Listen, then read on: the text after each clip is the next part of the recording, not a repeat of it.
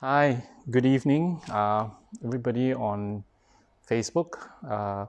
This is Pastor David here. Today I'm another session of Easy Dharma for Difficult Times.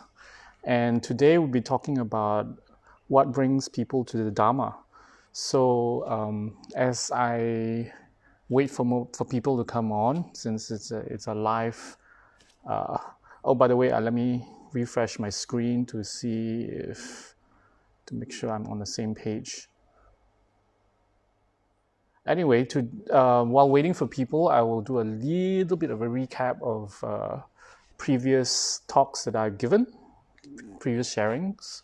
I think I started with the psychology of boredom, and then I went into relationships. And then the last one, I was talking about happiness. So as I was, hi Yinping, hi, nice of you to join, faithfully always. As I was talking about happiness the last session, and I was talking about the basis of happiness. I was talking about short-term happiness, as we all know very well. Sorry, and so I was introducing you to long-term happiness in spirituality, in the Dharma, in long-term satisfaction, peace of mind, and self-esteem. So I thought it would be very nice to, that was, I think, was pretty nice. Unfortunately, we got cut off halfway. If you have any questions about that session, please ask. Even on this is not a problem. We can go back. We can, if you have anything, pending since that last session. Okay, so tonight it will be a little bit of storytelling, and I would like to encourage people who come on to please tell me what, if you are in Dharma, what brought you to the Dharma. Okay, so I would very much like to hear from you. Even if the session is over, it will be very nice to hear. You don't have to write a lot of details. You don't have to write a book or just a little paragraph detailing, perhaps it was a book, perhaps it was a teacher, perhaps Rinpoche, perhaps it was the blog, perhaps it was, whatever experiences. Maybe it's a thought that came through in, since childhood. Perhaps it was a bad experience, a bad relationship. Perhaps it was a financial disaster that you sought assistance from Dodishuten. Perhaps it could be anything. It does not really matter whatever way you came into the Dharma. What's most important is you're in the Dharma. Okay, so hi David Chu, and producer and cameraman. That's Pastor Naral actually. Hi, welcome. Today I'll be talking about what brings people to the Dharma. So please share with me your story, and in a short while I will share mine. I'm not going to share it right now because I don't see a lot of people on yet. We will see. Okay, so in general, whichever way you came into the Dharma, usually is not by accident, although it may appear to be one. It's not by, the stars collided. No, not stars collided, but I mean, as in, all the star signs were right in the sky, and then, create the circumstances for you.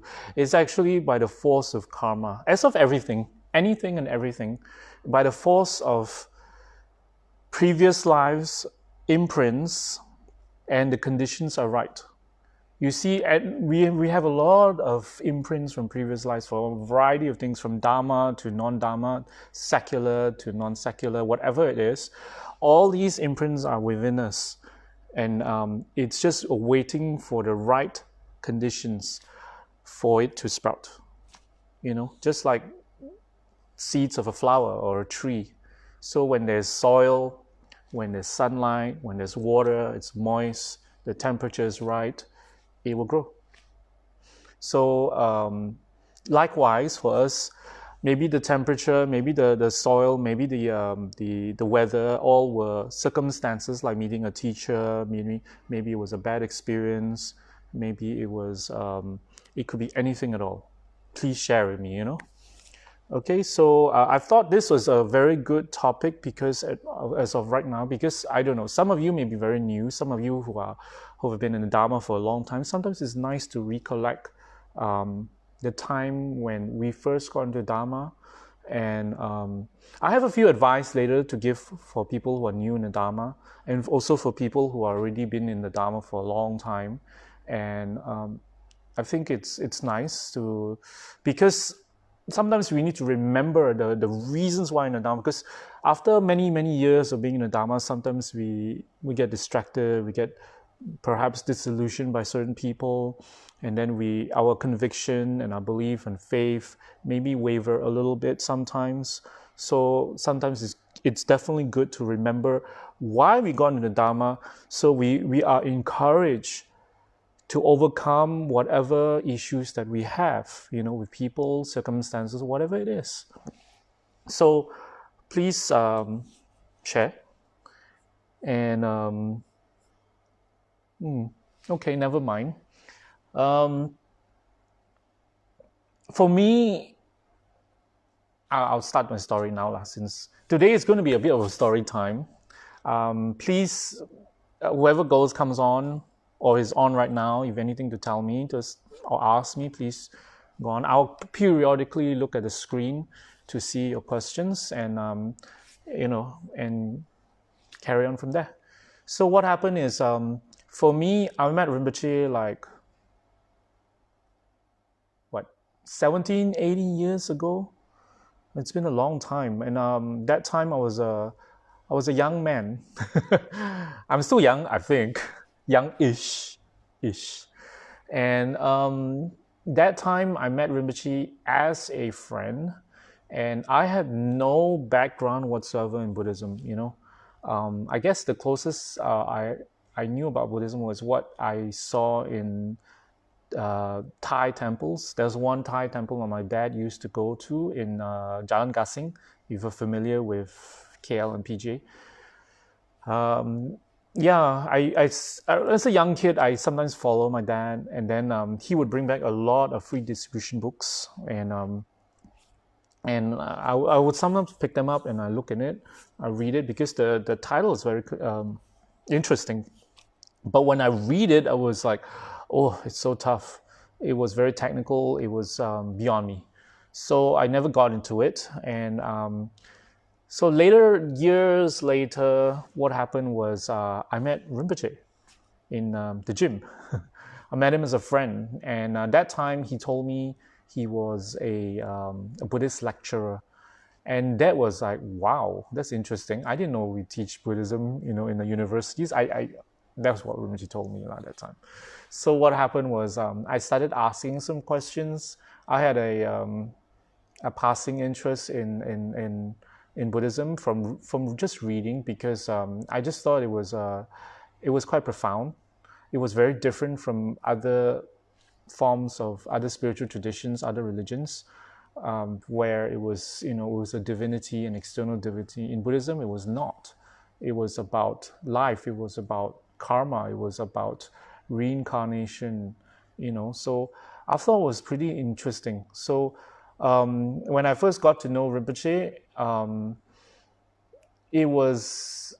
I wasn't immediately he became his student. I was just his friend, and I was interested, and but I kept my distance in a certain way.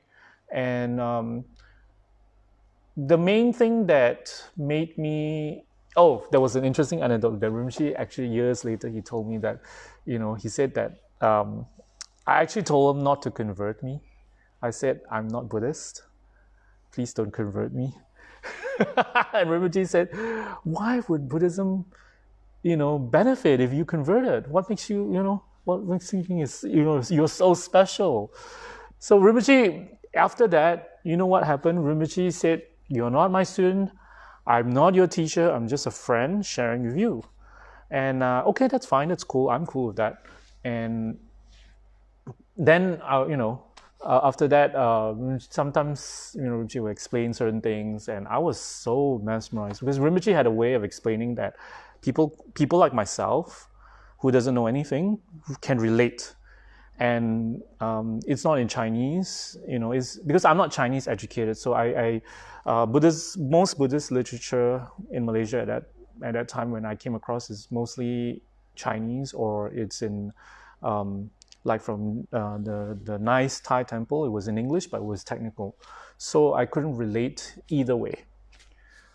So what happened was, but with Rinpoche, he explained to me in such a easy to understand and yet profound, and I was mesmerized. And what made me switch, actually what convinced me to spirituality, to Buddhism, was when Rinpoche, not that he'd say, oh, you're not my student, all that. No, that was not it. It was actually what Rinpoche taught in one of his I think my very first teaching, a small gathering of students and friends of Rinpoche, and then Rinpoche said that he's not a teacher to any of us there. He is just sharing, and then he also said that if any of these teachings apply to you, please take it up, explore it, go for it. Explore Buddhism, because especially if you feel that you can relate to it and it has an effect in your lives, in your mind. So he urges that way, and he quoted that the Buddha said that, and he said that if it doesn't, then you don't have to practice it, you don't have to believe in it. I mean, of course, the words were not verbatim, but something along those lines. And when I heard it, I was like, wow, it blew my mind. Because most religions out there tend to, you have to come to my temple or my church or my mosque or whatever it is, whatever religion, whatever house of worship, and we are the right one. People are out to convert each other. And that was my experience. So with Rinpoche, he made it very liberal, but he made it he explained the teachings in such a way that it was so real, it was so relatable, it was something that you can pick it up and practice it, if it works. And it does. Because everything Rinpoche explained just hit the nail in. I don't know if I got the expression correct, but anyway, hit the nail on the head, sorry.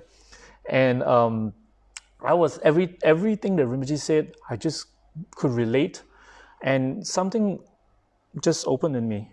And that was how I got into Dharma. It was basically through Rinpoche's explanation. Okay, let's see what people are saying right now. Ooh, sheesh. Just give me a moment. My screen just refreshed by accident, so I have to look. I see Christy Flores. Hi, Martin La. Okay, that's not me. There's Tata, and good evening, Pastor David. Hi, Tata and Ong. Just here to share your talk on FB, and we'll be back again later to listen. Okay. I think there was something else, but it doesn't show the other comments. I saw a comment by David, I think. Never mind. So what happened was, that was my experience of meeting the Dharma through Rinpoche. And I was very young that time, and I was relatively impressionable, but at the same time, I was, like most people these days, young people these days, we are pretty exposed to many forms of religion. We were taught that in school. And being in Malaysia, it's a melting pot of different cultures and spiritual traditions. I'm Chinese, I'm ethnically Chinese. We have Malay, we have Indians, we have the native people. So everybody has a different religion and belief system. And we practice we have a freedom of worship here in Malaysia, so everybody practices their own religion. So we are kind of exposed to different religions. It's not that we have not seen, like another religion, another temple, another church. We have. So being exposed gives us an idea of each other's religions. So for me, I'm not particularly, when I was young, I was not particularly spiritual per se. Like okay, when I was young, I liked the concept of an altar. I come from a Christian background, so I love altars. That was something that was, I don't know where it comes from, but I just love it, and I like statues. Although I know some Christian churches traditions do not approve of that, but the tradition I practice, Catholicism, encourages that, and I like that. And I didn't see a problem in that, in worshiping an idol, or because it's not the statue per se.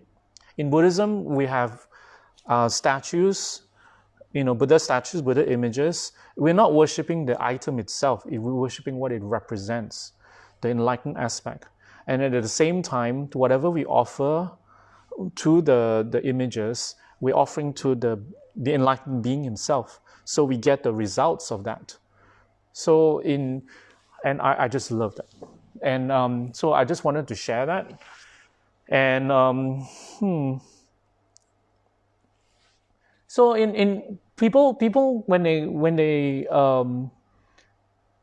in Kechara, for example, I mean, I've spoken to many different people, and I'm aware of many ways that people have come to the Dharma. And in general, most people in Kechara, Rinpoche has developed the whole organization in such a wonderful way because there are different avenues.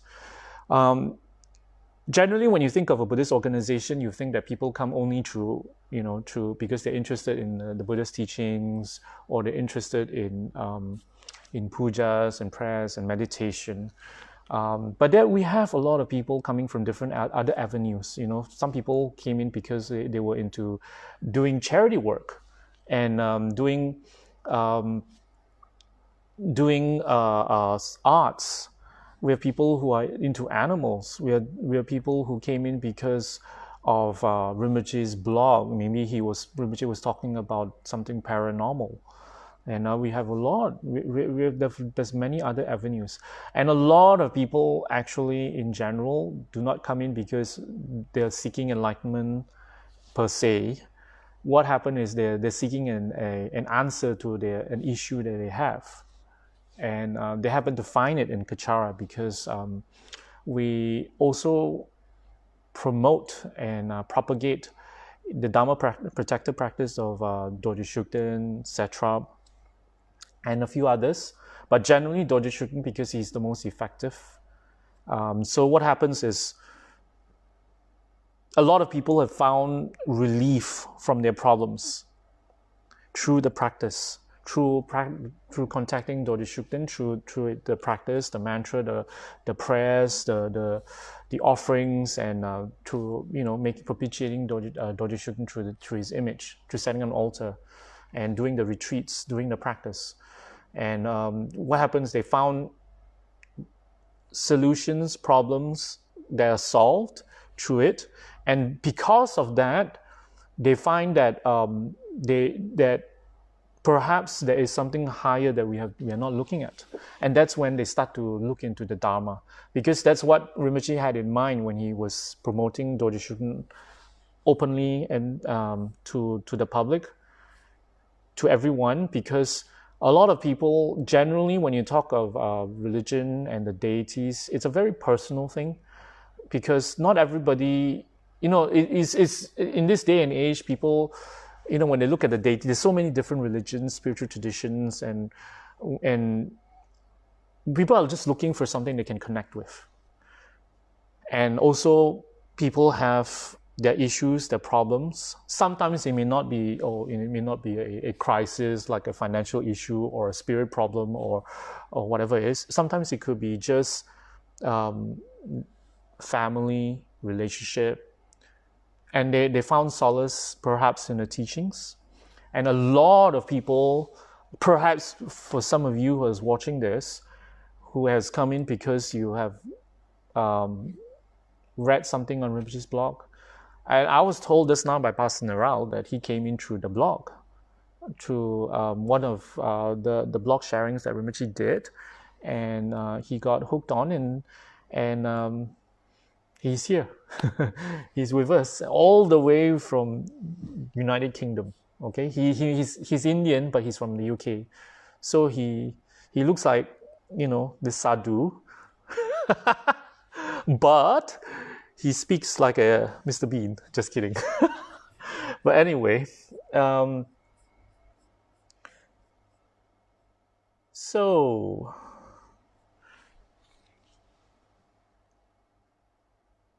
people, even the thing about meeting the Dharma, right, for people, generally, I think that even sometimes when we meet the Dharma, perhaps you've come in, perhaps something happened, you got distracted, and what happened was you get, you do some other thing, and perhaps at that moment in time where you met the Dharma, you met Kechara, you met Rinpoche, or you met any, perhaps your previous teacher, whatever it is, and you couldn't connect.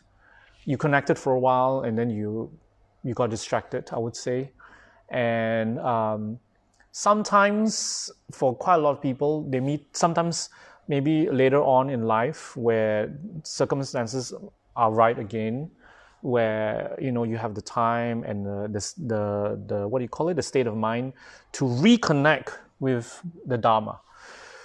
So that is also possible. And what happens is when you reconnect, you remember all the things. I have actually, during Rinpoche's wake, I have met up with a few of Rinpoche's previous students, and they had left for one reason or another. Perhaps there's some personal issues. Sometimes it was just totally personal, it was a family issue that they needed to settle, and they didn't have time for Dharma or for spirituality or for something more. So they got sidetracked, or perhaps they were disillusioned about one person or another. So it's not unusual, and for some of us to reconnect to the Dharma later on. Perhaps some of you right now is I don't know, maybe you're watching this, or maybe you're watching this later on. You have met the Dharma, but you've got sidetracked. So my advice is to please continue, reignite this, why you started to go into the Dharma in the first, what got you started the first time, and explore it, and realize that there's a lot the Dharma has to offer that you perhaps have not explored in enriching your lives, in preparing you to meet life's challenges, especially later on in life when, as we get older, we have a lot of issues will crop up.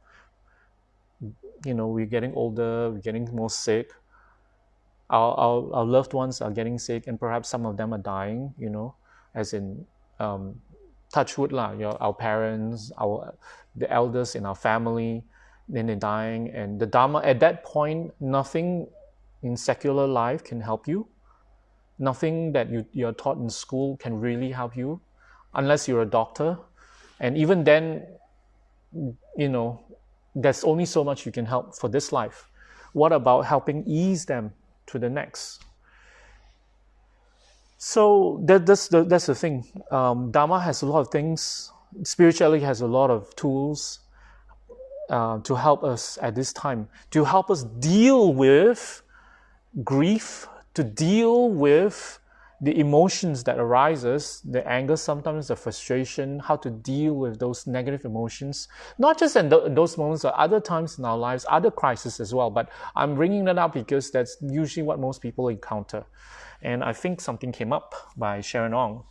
She says that I met the Dharma through my uncle. He asked me to do some research to learn about Buddhism, as I had tons of questions. And then somehow I stumbled on Rinpoche's blog and YouTube. I was hooked to the teachings, as Rinpoche made it so easy for people like me to understand. And Rinpoche had this extra oomph. I like the way you wrote, right? that made me want to learn more. Then I found vajasecrets.com and started to make monthly flower offerings to Rinpoche. And one day, Wyoming got in touch with me, and before I knew it, my children and I started volunteering with Kechara Earth Project, and the rest is history. Sharong is one of our main people here in Kechara Forest Retreat. It's very nice to see her tell her story. Thank you very much, Sharon. Yeah, just from an online portal that we have selling, dealing with Himalayan stuff and all that, and she's met the Dharma that way. So for those who are watching, you may meet the Dharma through us, through our portal, or you may meet the Dharma perhaps some people you're just passing by, and then perhaps you meet the Dharma later on. Because a lot of people, depending on their karma, everybody meets the Dharma in one way or another through a different avenue. Perhaps it's not this spiritual tradition, perhaps it's another teacher, another tradition, whatever it is. So, okay, I've been talking about Dharma this, Dharma that, Dharma this, Dharma that. So what is the Dharma? Okay, let me give a very simple explanation about the Dharma. The context I'm saying Dharma is a spiritual tradition actually, but the real general use of Dharma is to represent, it's been defined as the truth, as in the law of karma, cause and effect, Four Noble Truths, that Pastor Niral has been teaching you from the last 4 sessions, and I'm sure I must have an inkling of what it is if you watch any of them by now. And then the Eightfold Path, whatever it is, because everything in the Buddhist teachings is grounded on the truth of existence. Perhaps it's not something that, for example, reincarnation. Reincarnation is something that is a aspect of karma that that not everybody believes in. Not everybody believes in as the truth, but in Buddhism we believe it as the truth based on the fact that the Buddha has taught it, and he didn't teach it based on like it's a dogma. It's like part of his teachings and his way of teaching something. Reincarnation and karma is something that he observed through his wisdom, clairvoyance, and special abilities of an enlightened being. So it is something he observed, just like how scientists observe wind, observes gravity. Why I make this two similar, why I use these two examples is because you cannot see wind. Can you see wind? You cannot. Can you see gravity? You cannot. Most people don't believe in reincarnation and karma because they can't see it directly. So, but you can, what we call in Buddhism as inferential logic, meaning you can see its effects. You can see that when there's wind, the flagpole will, the flag will flutter. When the wind, the leaves will rustle, and you hear the sound. You can hear the sound of the wind. You may not be able to see it. You can feel it. You can feel the breeze. And gravity, you can see apple dropping. Sir Isaac Newton. That's gravity for you. Although you cannot see it per se, but you can see its effects. So reincarnation and karma is the same thing. So it's just that you need to view it from a higher perspective, from a wisdom perspective, and you will come to a conclusion that it does exist. But on the other hand, Rinpoche also said, before I go into JC Go's comment, Rinpoche has also said one more thing about reincarnation, is that it's highly studied in the West, in academic circles right now. It is not accepted as a scientific truth, yet, but it's highly studied because there's a growing body of case studies of children who remember their previous lives. And by the sheer number of cases, the person researching it have to come to a conclusion that there is some basis to reincarnation. They cannot concretely prove it based on this number of people remembering their previous lives, but they can safely say there is some basis. So it's still a growing, field of research. Okay, Rinpoche says this about reincarnation, and that should bolster our faith in it, and to introduce people to it, especially people today who is, if you talk about the Buddha, you talk about Lama Tsongkhapa, you talk about the great pundits of India, the scholars saying this about karma, that about karma, not many people would want to believe that. But when you say there's a growing interest in research, then there's a higher chance people will come to accept that. So, okay, so let's now go into this interesting comment. JC Go says, interesting. I first knew Tem Rinpoche was introduced by ex-director Cynthia, year 2008, a regular Tibetan incense lover. Light incense every morning when we reach office at Mount Kechara. That's interesting, JC. So you got introduced to the Dharma from smelling someone's incense. You're a smell eater. Well, that's nice. You see, many people get into Dharma in many, many different ways. So I like to hear, and then and if there's more, that'll be nice. And I've heard even people come into the Dharma because of their spouse, their partner, their boyfriend, their girlfriend. So they got in.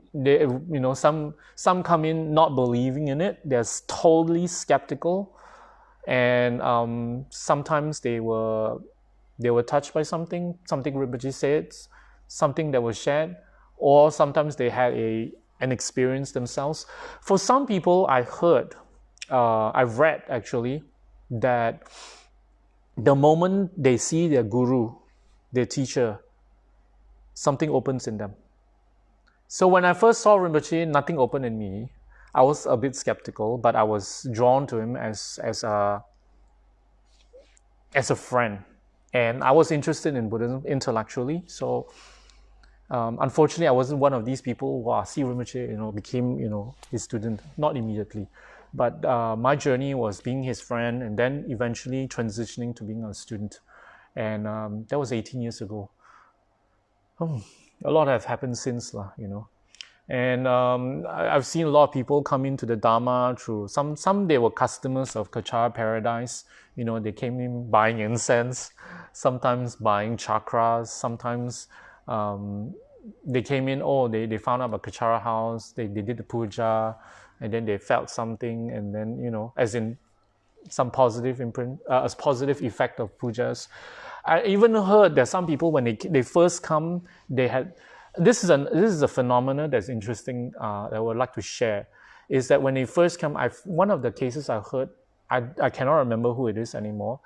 When this person first came to Kechara, the moment he enters in Kechara and saw the statues, he had a huge migraine. And initially he was wondering something was wrong. He thought the deities were not happy with him, I vaguely remember as a hymn.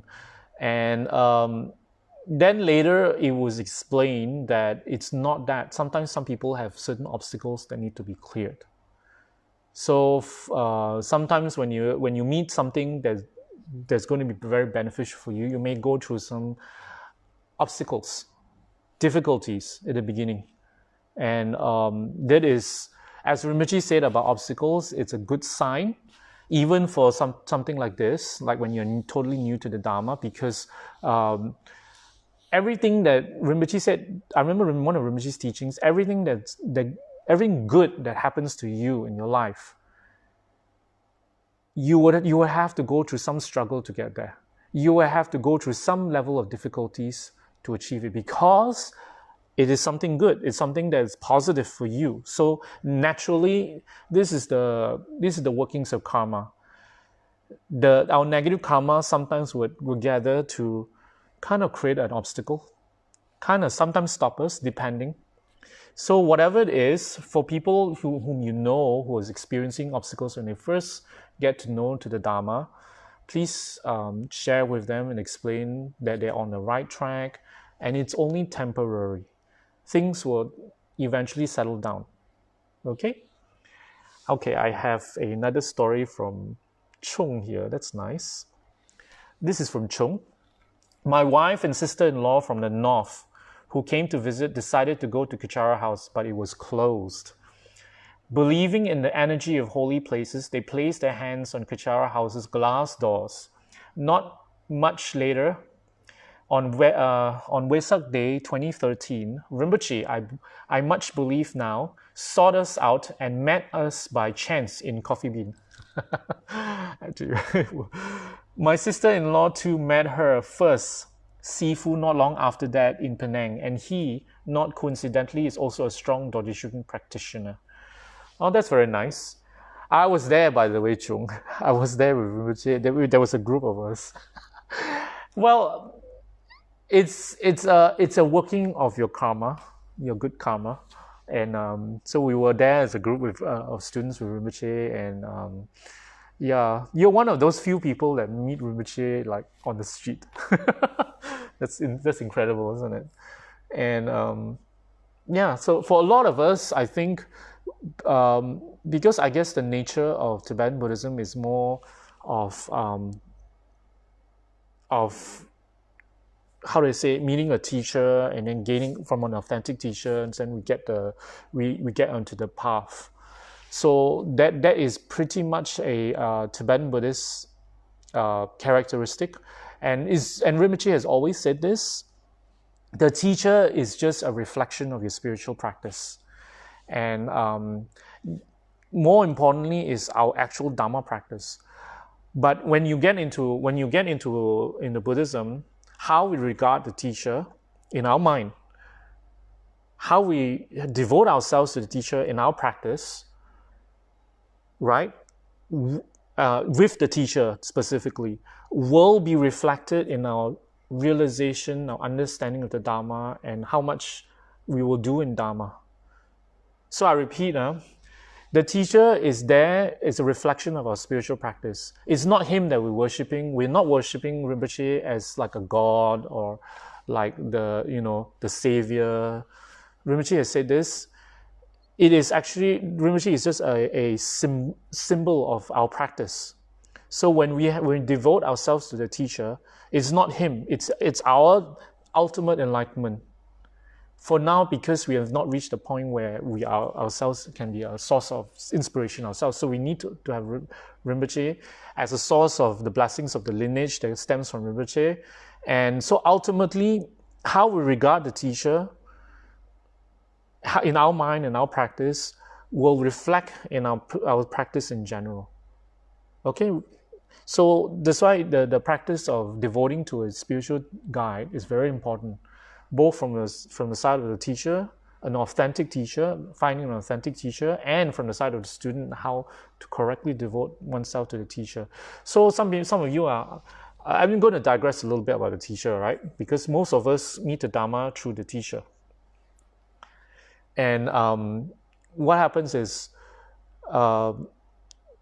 more important, because right now Rinpoche is not with us, so in our practice, it's important to merge the teacher and our practice and the deity, for example, Lama Tsongkhapa or Dorjishun, and the teacher as one. And it is important also to remember Rinpoche's instructions to us, to remember what we have promised, to remember his teachings in general, because all of Rinpoche's teachings, if you guys are very familiar with Rinpoche's teachings, are geared towards us specifically, because it's very familiar with Malaysia, especially our Malaysian students and some international ones as well. So it's geared for us. So there's a special blessing. Okay. Okay, I have a few. Hello, Mr. Lam. Hello, May. Hi, May Ong. And David Chu says this: yes, my wife Susan was the one who brought me on a spiritual Saturday to KFR. Oh, you're that, David. I had been rather depressed for a while, but being in KFR seemed to lift a huge load off me. Oh, very nice. And when I went in front of DS in Wisdom Hall, I felt such bliss. Even though I've never met Rinpoche as he had ascended to Parinirvana, his teachings have had a profound imprint on me. I have my wife to thank for this. Very nice. See, even as family members, and then I also heard of people who bring their friends and, to introduce them to the Dharma lovingly, not pushing them. Never force Dharma down people's throats. Inspire them. Sometimes you need to nudge them a little bit, but more importantly is to inspire them with your own practice, with your own example, with your own kindness and compassion. I know we are not bodhisattvas yet. We are not Rinpoche's level yet where we have something profound to say each time. But more importantly is to exemplify what the little that we know. Sometimes we don't know a lot. We are not intellectual perhaps, but what the little that we know, we practice it as much as we can. You do not need to be a profound scholar of emptiness, of lojong, mind training, of the various philosophical aspects of the Dharma. We don't have to be that in order to practice the Dharma and inspire others. Whatever little that you know, or however much you know, perhaps some of you are great scholars yourself. Whatever you know, practice it as much as you can. Put it into practice. And Rinpoche used to tell me this, be brutally honest with yourself. Meaning, what are we honest about? Because sometimes we tend to deceive ourselves. We say we're practicing, but we, to people perhaps as a justification, but actually we do something else behind, So we have to be brutally honest to say that cannot be right. We have, even if we cannot practice totally everything that, perhaps a little bit more, but practice what is the core teachings that Rinpoche teach about, especially in being, relating to loved ones, relating to friends, family, in dealing with people, in being kind, in cutting our negative qualities, our negative habits, our anger, our jealousy. Those are most important. Okay, I've got more stuff here. I thought you were all a Bible study group funny. And Rinpoche is the pastor, right? Sorry. Mr. Lam says, I chanced into Kechara in 2013 through KO in Jayawan. I was mesmerized and awed at the sight of the statues in the restaurant. I was having so much pressure at work, and coincidentally, my office was just a stone's throw from KO. I also decided to attend weekly Monday protected pujas in Cage, and from there on, I became more involved, and eventually my wife also joined in 2014. Very nice, Mr. Lam. Very nice. KOC, through our vegetarian restaurant, through food, actually, literally, through food, you were introduced to the Dharma. See, anytime, anywhere, it's just the conditions are right, and then it just opens. So sometimes, I know some of us, another aspect I would like to share is, for some of us, we want to bring a friend into the Dharma. We want to bring a family member into the Dharma. We want to bring a loved one into the Dharma, but they're not interested. And so what do? We at the moment, sometimes we've tried for a long time, sharing. Perhaps you just don't share anymore. Just what happened is when you repeat yourself over and over, and it doesn't. When you see they don't connect, don't force it down people's throats. What happened is you have to show it. You have to exemplify it, and you have to look into yourself and see what you can change that would inspire others. Because that's the truth. Sometimes maybe we are a whole, a mess of emotional issues. What can you do? There's so many to start, and you just can't. You don't know where to begin. Start with your formal practice with a daily sadhana, setting up a simple shrine, making offerings, just something as that, just to collect the energy, collect the momentum, and then later on, maybe perhaps do, when you learn more Dharma, perhaps do more retreats, do some retreats. So, all this formal practice, don't take it for granted that it's just, to calm the mind down. It's not. There's more than that. It is one of your major practices that you do to fuel your transformation and fuel that merits that you need to benefit people. Because if you want to bring people to Dharma, you need merits. You definitely need merits. And the only way we can collect merits is when you have a daily practice and we have to make offerings. Rinpoche, I don't know if you have seen Rinpoche's pictures of Rinpoche's altar. He has a lot of offerings. So whatever your capability, make offerings. Make offerings as much as you can. Don't think of it as a chore. Don't think of it, oh, this is expensive, this is cheaper, should I offer, should I not offer? And don't debate back and forth. Whatever you can, just do it. Think of it as practice. What does it mean by thinking of making offerings on your shrine or whatever in Kechara or whatever it is as your practice? Is that you're making merits. So even the act of just bringing out money to make a donation, don't debate back and forth. You know your finances very well, so there shouldn't be any debate. So you just do whatever it's within your means. Okay, some of you have pretty big means, I'm sure. Some of you have modest means. Does not matter.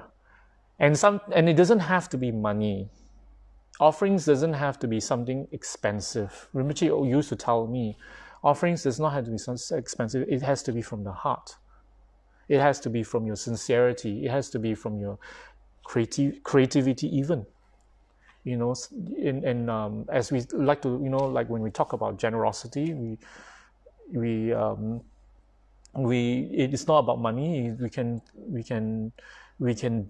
give time, we can give effort, we can give kindness, we can give emotion, we can give support.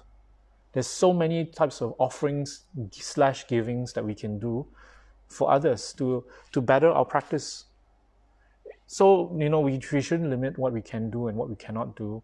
And don't debate so much, don't think so much. What can, what cannot, whether I can afford it, whether I cannot afford it. Whatever you can or cannot, you already know. So there's no real debate. Okay, so that's one aspect that I thought was very important that I brought up. And if you agree, don't agree, have thoughts about it, please share. And so far it's only Miss Lam. That's nice. At least I got some feedback. So what happened is, for people who are new to the Dharma, very important. Okay, people who are new to Dharma. When you're very new, just remember, for those who are a long time in the Dharma, or those been about couple years, just remember when you first join the Dharma, there's a sense of exhilaration, excitement. Wow.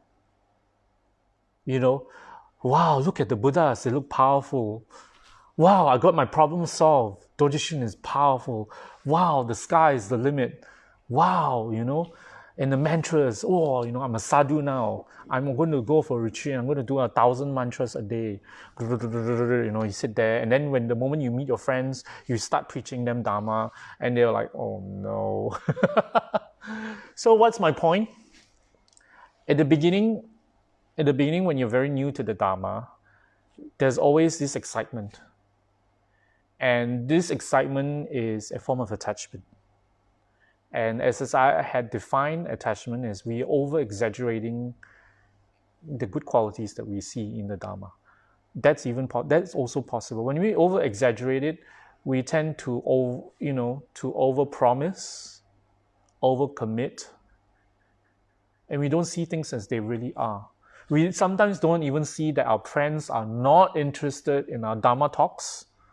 Our loved one is not interested in us teaching the 100 mantra that you just learned from Kechara, or not interested in that exotic Buddha statue that you try to force it into them.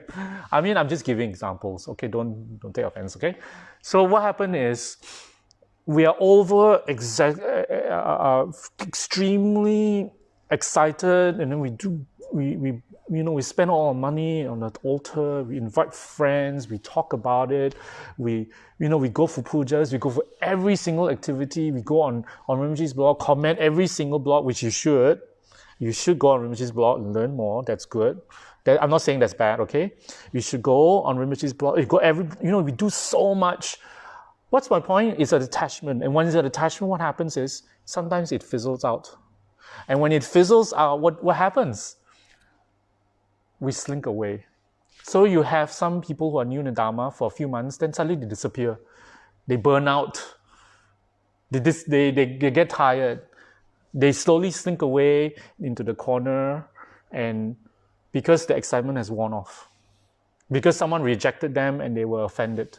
Because I don't know, whatever it is, all new people in the Dharma will experience some level of this. It's very important. During this time, don't overcommit. Don't overdo your sadhana. Some people, because a lot of people who new in the Dharma, what sadhana should I do? Can I do 10 malas a day? 10 malas of miksema, 10 malas of isn't it good? Aren't you doing that? I said, no, I'm not doing that. I don't have time to do 10 malas. When maybe for a retreat, so I don't do that. So I don't recommend doing that. So for people who are new in the Dharma, don't overdo your sadhana. Do what is sustainable. The key word for new people in new Dharma is sustainable. Mr. Chung says, be spontaneous, and that was me. And then May Ong says, that was me too in the beginning. See, I know. And I saw one teaching somewhere, and Rinpoche spoke about this, I think. And don't overcommit, don't overdo it, because we will burn out. We will not see things as they are, and we over exaggerate. We get too enthusiastic. That's the thing when you first get into the Dharma. So we will pass this phase. All of us will pass this phase. And when we do pass this phase, there's always a danger that we will slink away, will disappear. So when we do that, then we don't get the benefit of the Dharma. The benefit of Dharma only comes with long-term practice, Then we'll see results come slowly through consistent practice. So that's why for sadhanas, for learning, for whatever we want to do in the Dharma, be consistent, be sustainable. Think of sustainability. Sounds like a recycling program, but this is not recycling, okay? Sustainable meaning what is comfortable in situations that are when we're busy, when we are caught up with work, and when we are free. Because not always we are free, not always we are always busy. So whatever is sustainable. So over time, then we will, even when it's very little, like for example, 7 miksemas and 1 mala of DS. Okay, so you can do it over time. So when you do it over time, you will see the results. And then when periodically, when we are free, we can do retreats, to bolster up the merits, and then we can make offerings daily. So be sustainable about our practice, be realistic about our practice in the beginning, then we'll see through it smoothly, and then we will mature, we overcome the early phase of excitement, and then we will mature into consistent Dharma practitioners for life. Okay? So that's very important. That's something that we all should keep in mind for those who are new. And for those who are senior, it's something you should advise people who are new in the Dharma. It's very important because we want people to be in the Dharma because the benefits, the transformation of the mind only comes later on over consistent practice and learning. Okay? So that's what's important. Then for people who are already in the Dharma for a while.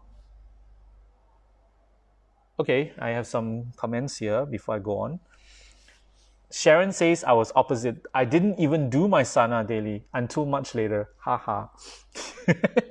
See, I mean, that's my point. You didn't commit to it. So it's fine. For the beginning, it's fine. Then later on, as you learn more, then yeah, that's fine. And then Chung says, what you can do consistently. Is that referring to sadhana? If it's sadhana, then very simple, a Guru Yoga with perhaps 7 Maxima, and then a praise of Dorje Shukden, which you can find on Rinpoche's blog. Rinpoche has composed one, and there's some other praises. And then one round of yes, Dorje Shukden's mantra, and then conclusion, what do you call it? Completion dedication. Of course, in the beginning is refuge and all that. Something simple.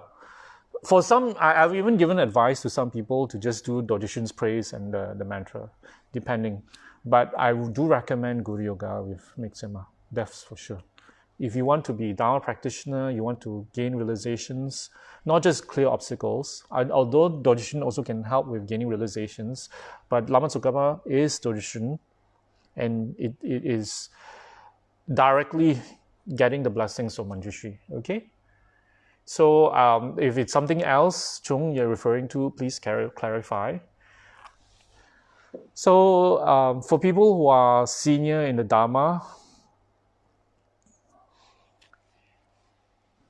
it is important to know a gauge, to have a gauge of our practice. What's a gauge? It's a measure of our practice, as in over the years, depending if you're senior, as in how senior you are. It doesn't matter. It could be from 2-3 years to 5 years, 18 years like myself. So it's during that time, Dorje Shukden had given a really excellent teaching. I think farming your mind. I think if I'm not mistaken, it's called farming your mind. So he's saying that he's comparing our mind, our practice, to a plot of land which we use to farm. So how much of it have we used to farm, and to use it to, what have we accomplished basically in Dharma? What have we committed? Over time, if we should have a gauge, so is to see how much what it means by farming and planting vegetables on the farm is an allegory of our practice. The allegory is how much we have transformed, and the transformation can be reflected in ways like, for example, we've lessened our anger, we've lessened our attachments. And also it can be gauged by how much we commit to the Dharma, how much we do, how much retreats we have accomplished, what Dharma work we are doing, what you have committed in the Dharma. So for people who are very senior, this is not to frighten anybody who have a phobia for commitments, but it comes naturally if you are sincere in the Dharma. It's not contrived. It's not forced down anybody's throat. It is something you want to do out of your learning, out of your merits, out of your transformation, out of what you have observed that needs to be done. For most people, what needs to be done is what you see, and it's what you do. And when you commit to do more, it's a reflection of your practice. This is not something used. I must say this very, very importantly. This shouldn't be something that you use to compare, to judge others. This is something you use to look into ourselves. Okay, I repeat, this review, this gauge of our practice should not be used to judge others, to tell them what they should do. It's something that we should do ourselves, and to implement ourselves, and to gauge ourselves, and to see how much we have progressed in the Dharma. So sometimes it's not very pleasant, in the sense that perhaps some of us have not done much. We have not accomplished much, although we have been in the Dharma for so long. Sometimes some of us, one of the gauges is that actually if you have been in the Dharma for like 5 years or more, you should be able to give a talk to explain. It doesn't have to be a profound talk. Each of you can do a live streaming as well, and to bring people in the Dharma. So if you can't, then it's your gauge. So I'm not judging anybody here. I mean, this is something I heard that Rinpoche had mentioned as a gauge for senior Dharma brothers and sisters. So if you have not, then you know where to work on. It's not something you say, oh, I'm poor me, or I'm frustrated, I don't want to hear it, that's too much. No, when we're in the Dharma for so long, then it's good to know where you stand in your practice, so you know where to improve. Because ultimately, what happens is when we reach the point where we get old, we can't do much. We can only do very simple Dharma. So we want to do as much when we can. We're physically capable. And I know some of us, we have to juggle our jobs, our career, and all that. Yes, correct. But at the same time, we still have to invest some amount of time. It cannot be no time at all for the Dharma, right? So we do have to know our priorities, because ultimately our jobs do not bring us to a wonderful, it's not an investment into our next life, okay?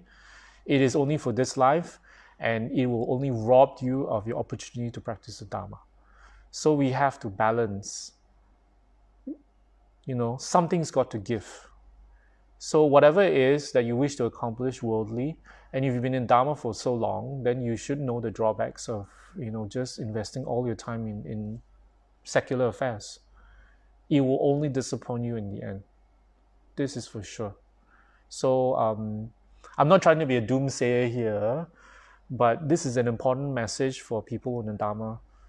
Been consistently in the Dharma for a long time.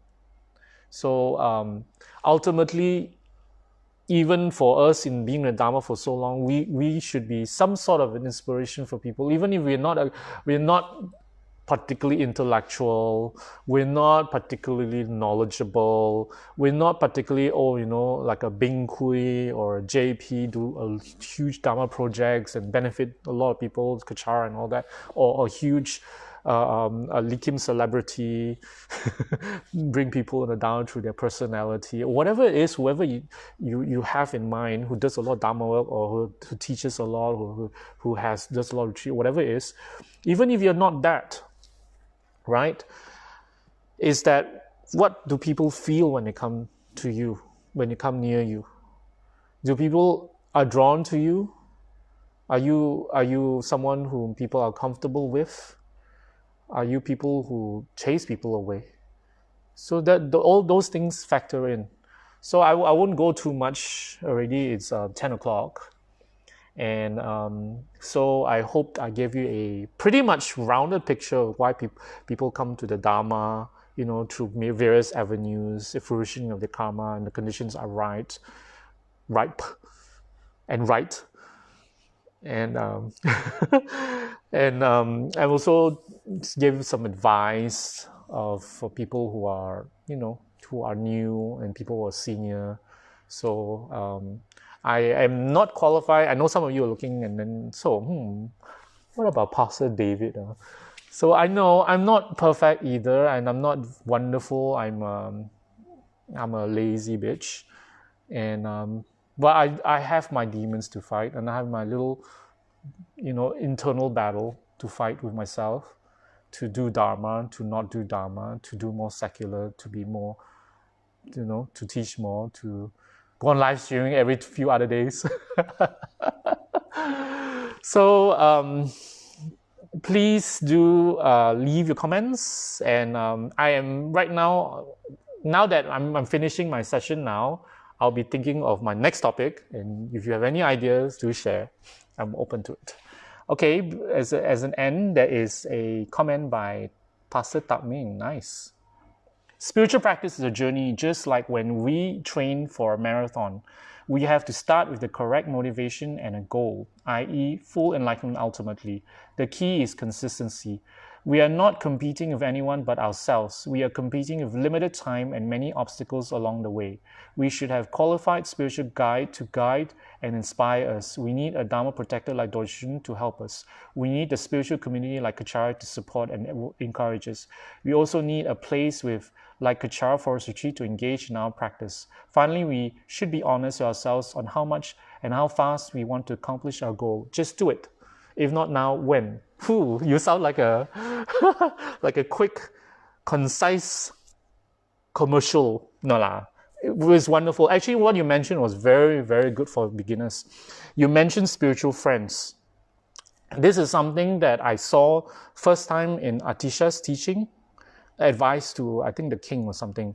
Spiritual friends is very important, especially actually for advanced practitioners, for young practitioners, because we're all basically still infants. We have not reached, high attainments yet. So we're not reached Rinpoche's level where he can single-handedly command everybody to, the not command lah, but guide people like a big, like a bodhisattva. We're not a bodhisattva yet. So what happened is we need friends to inspire us, spiritual friends. And so being in a community is excellent. Getting involved in Kechara, maybe perhaps you're not, in Kechara for a retreat, but getting involved with, interacting with Dharma friends, not just your secular friends, it's very important. Because if you interact more with your secular friends, you'll be led away. You'll be distracted. Your friends is important in Dharma, especially when you're new. Also when you're advanced. Okay? So I come to an end. I see a lot of thank you. I think everybody's expecting me to finish.